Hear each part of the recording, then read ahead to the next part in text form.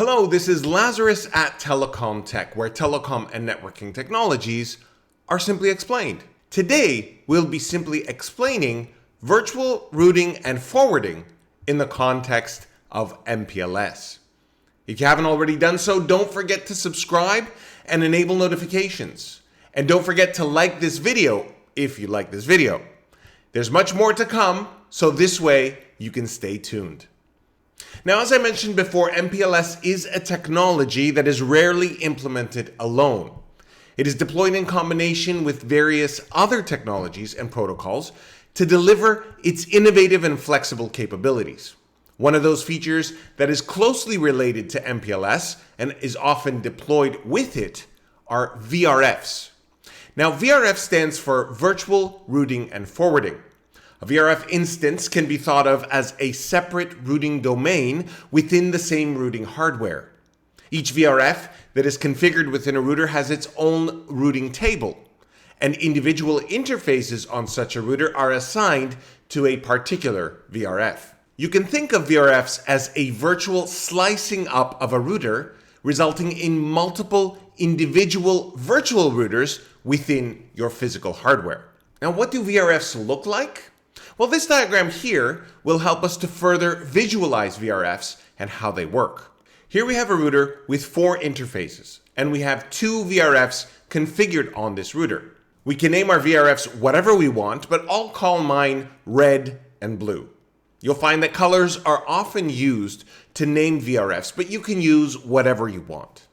Now, Gigabit Ethernet 01 and 02 belong to the VRF called blue, while 03 and 04 belong to the VRF called red. And each VRF creates its own separate routing table. Now here we can see the routing table of VRF blue using this command on the Cisco IOS router that is configured with VRFs. The pipe begin gateway operator that I've added here simply makes the output begin at the word gateway. So what this actually does is it omits all of the text with the various codes that appear before this phrase of gateway of last resort is not set. In any case, the routing table here only contains interfaces in VRF blue and the IP addresses of those interfaces. It knows nothing of these other addresses or interfaces as they belong to another VRF. Similarly, we can take a look at the routing table of VRF red. The IP addresses and interface in this VRF are shown, while those in the blue VRF are completely unknown. Each VRF is a distinct virtual routing domain, and by default, packets cannot be routed from one VRF to another. For example, if a packet comes in on Gigabit Ethernet 03 with a destination IP of 10.10.10.1, which is the IP address of this interface here, the destination address will be looked up in this routing table of the red VRF. And since there is no match, it will simply be dropped. But what happens if we have another interface here that is not assigned to any VRF? How is that handled? Interfaces and networks that do not have an explicitly assigned VRF are part of the global routing table by default. The global routing table and the interfaces and networks that belong to it can be thought of collectively as the default VRF, meaning any traffic that is not associated with a specific VRF will be routed to this global routing table. Now, interface Gigabit 00 here, for example, is not explicitly assigned to any VRF, so this interface along with its network will appear in the global routing table. Now, if we take a look at that global routing table, we'll see something like this. Here you can see the interface Gigabit Ethernet 00 and the IP address that belongs to that interface. Now you can think of VRFs as virtual, distinct, and separate routers running within the physical router, in a similar sense as to how VLANs virtually segment a switch into multiple virtual switches. Now these VRFs are so independent, are so separate from each other, that you can actually assign the same IP address to 2 different interfaces on a router like so, as long as those interfaces are in different VRFs. In any case, that's the gist of VRFs and how they work within a single router. Now, what bearing does all of this have on an MPLS network? Well, ISPs that offer network services to their customers want to be able to leverage the same network for hundreds or even thousands of customers. So VRFs are ideal for that separation of traffic. In an MPLS network such as this one, each customer site is assigned a VRF, and this VRF is configured only within the PE routers.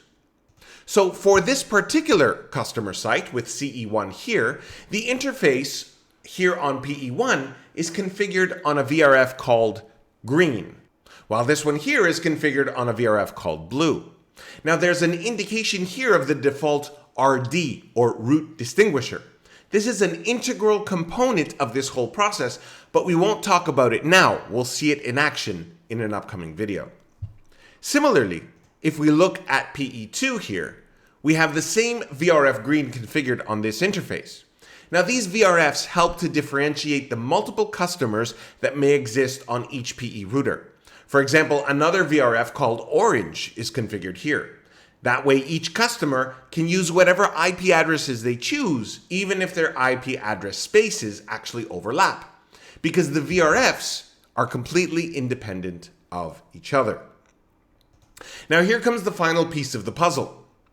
Remember, VRFs are only configured on PEs. P routers have nothing to do with VRFs. P routers in the context of MPLS are just responsible for using label switching to get from one PE router to the other.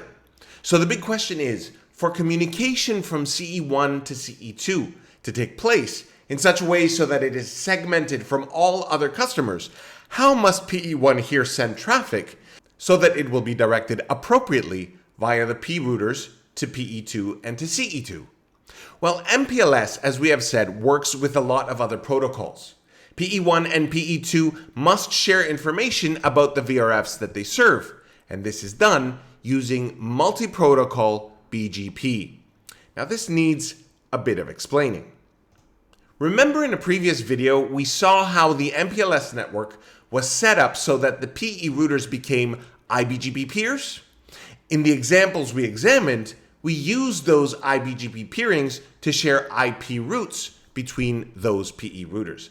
But in this case today, these routers are actually sharing information about VRFs. Now to share this information about VRFs, we use an additional capability of BGP, which is called multi-protocol BGP or MP-BGP. Now this is just a fancy term that's saying that BGP here can advertise things other than simple IP addresses.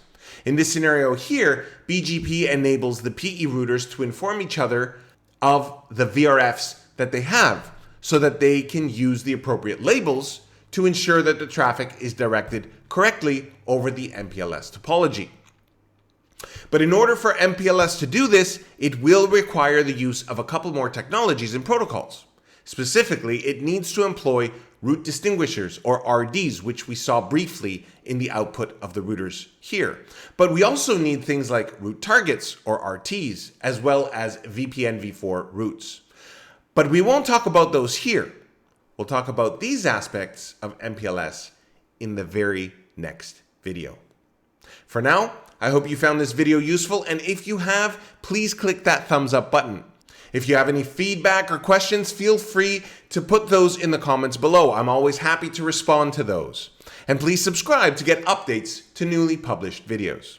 I'm Lazarus at Telecom Tech. I hope this video has been helpful for you, and I'd like to thank you for watching.